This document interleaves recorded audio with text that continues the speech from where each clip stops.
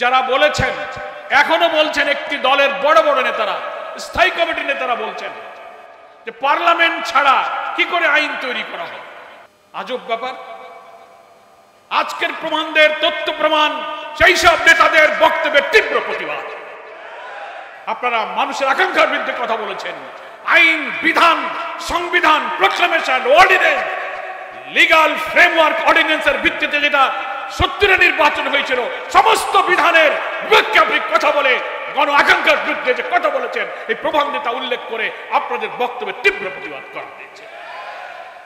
একটি বড় দলের স্থায়ী কমিটির আরেকজন সদস্য বলেছিলেন বেশ আগে, সংস্কার কমিশনে যত আইন আপনারা বানান, যত কিছু লেখেন, আমরা সংসদে গিয়ে সব কিছু মুছে দেব।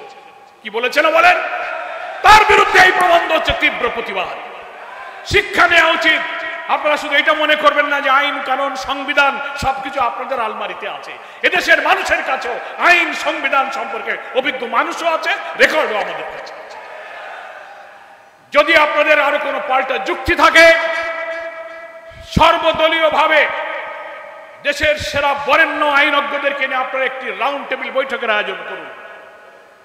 সেখানে যুক্তি পেশ হোক, সারা দুনিয়াতে লাইভ টেলিকাস্ট হোক, দেশ এবং বিদেশ দেখুক যে আইনি ভিত্তি না দিয়ে বিদ্যমান কাঠামোতে নির্বাচন হলে আরেকটা হাসিনার জন্ম হবে, আরেকটা ফ্যাসিবাদের জন্ম হবে।